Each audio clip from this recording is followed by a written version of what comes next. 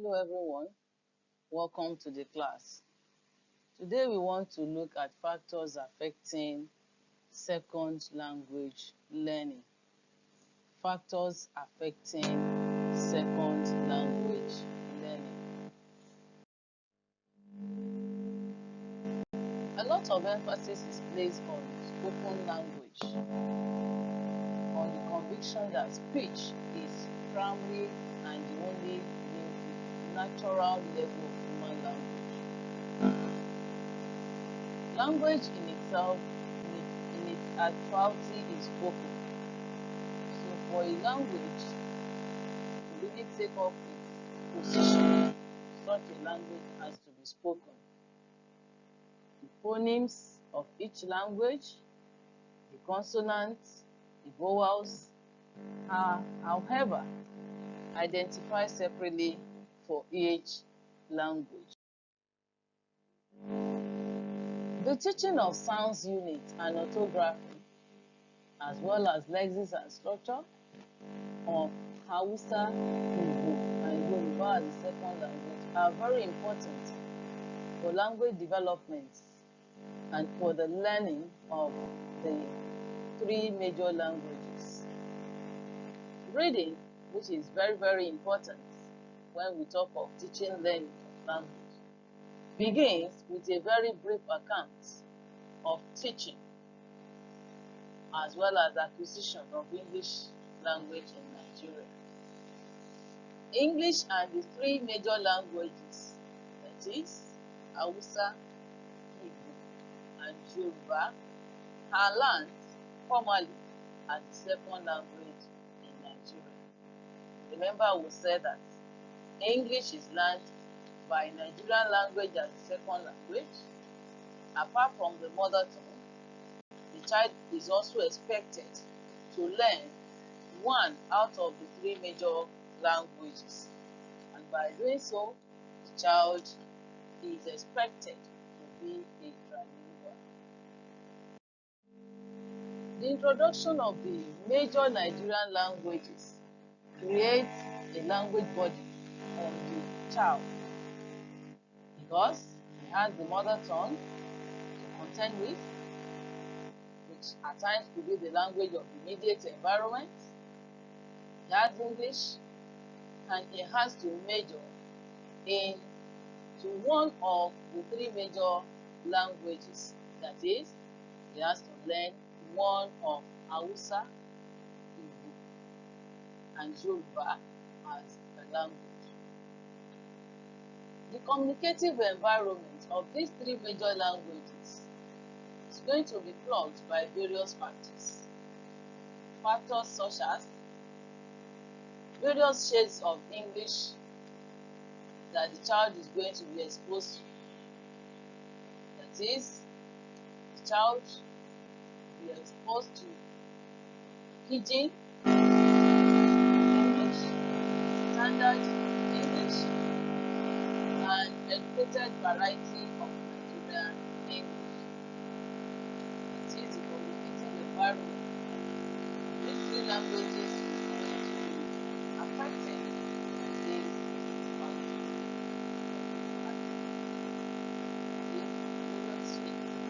The child will be exposed to various shades of English. The child will be exposed to pidgin, will be exposed to standard English, and will be exposed to educated variety of English. Apart from this, the child also will have to contend with including the fact of the learner's mother tongue English, which at times will lead to interference. And also, lastly, the child will have to include with the effect of the learner's language on the three major languages that we have been examining and that we'll be talking about in this course. It is Háúsá, Ìgbò, and Yorùbá. Based on this, you as the teacher, be assured that students will be faced with interference issues, will be faced with errors, interference errors from English due to bilingual tendencies. Faced with interference errors due to student mother tongue, due to infrastructural errors, and due to teaching process. In other words, errors will manifest in the language output of the student learning any of the three major languages. Learning any of the three major languages as a second language. When the child starts to learn one out of the three major languages, apart from the language of the immediate environment that is exposed to, apart from English language, the child might be faced with issue of errors which will show in the spoken or written skills of the child. This is what you as a teacher need to take care of. As a teacher, recognize these errors, trace their source and cause, also rectify them within the context of their occurrence.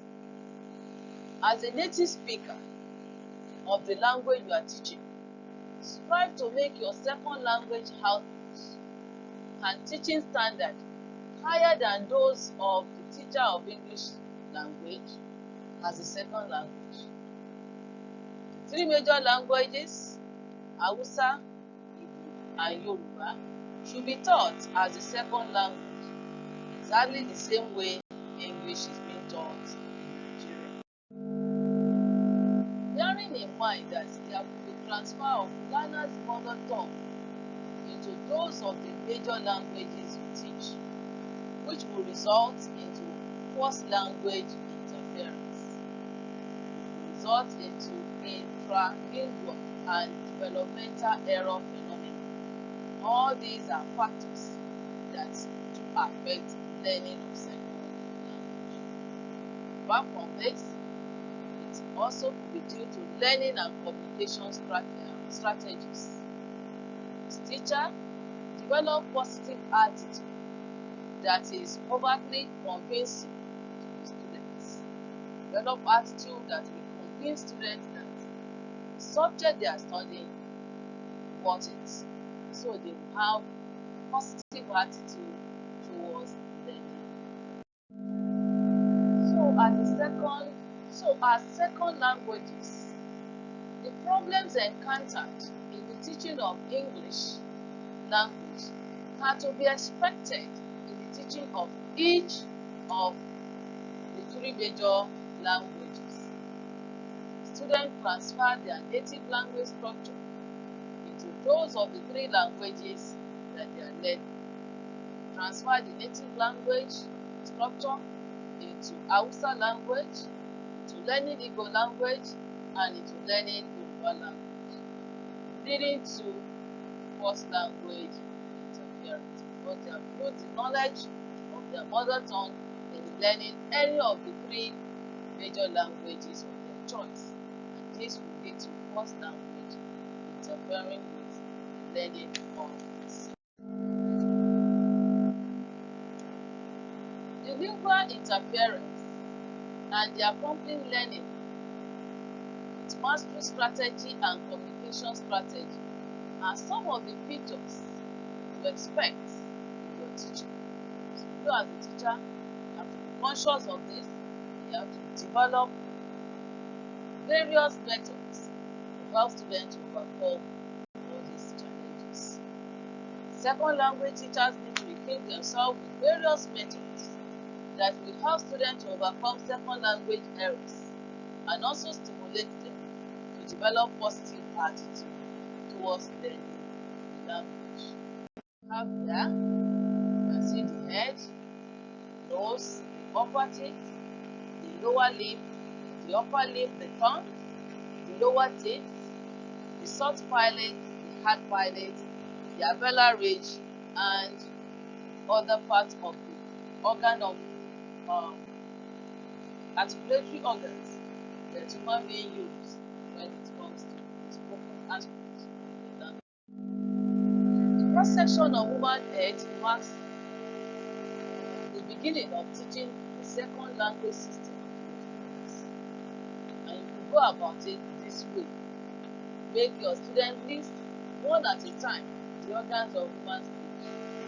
Let them be involved. Let them identify the articulatory organs. They should begin from the external ones. To do so, encourage them to identify them by touching and feeling, whichever lend themselves to touching and feeling of texture and structure. 2. You should then begin the discussion of the articulators by discussing the primary functions of these articulators. That is, make learning of the second language sound as pleasurable as possible to your students. Allow them to touch this organ. Students don't like phonetics, but if you make it simpler for them, they will enjoy your phonetics class. Students simply forget that the organs of speech they aid in phonetics are the same organ that they love to use in eating, in feeling, in tasting, and in touching, and so on. So make them make a list of these articulatory organs. Ask them to write them down, the lips, the nose. Involve them by identifying what part of the body that is being involved when they are talking. Start by making the list such as we have here. The lips, the nose, the teeth, the alveolar, the palate, both hard and soft, the tongue, the nares, the glottis and epiglottis. All these are part of the body which they have and which they use for primary function. And then when you do this, when you teach the primary function of identified part of the body, by doing this, you have succeeded in reminding them of the biology lesson. This captured their attention from the beginning. The discussion of the primary function of articulatory organs, we made the teaching phonetics so ordinary that the mention of this organ in relation to sound production will not sound perfect. The adaptation of the organ of speech production follows thereafter. By this, we begin to teach the articulatory functions of these organs. They will sound very familiar and ordinary. They will only now be learning their articulatory function as an added function from their perspective, from another perspective of. The discussion of articulators should be made as lively as possible by constantly making the students see articulators as regular parts of their body. Encourage them to touch, feel, and fiddle with them for as much as it is practicable to do so. When you do this and you make it so simpler for them, then you will have developed in them positive attitude towards learning the language. By doing that, they will love to see you in their class and they will be looking forward to have you come to their class to teach them the language. Thanks for listening. Bye-bye. So nagode, daalụ, eshe, imela, anya, God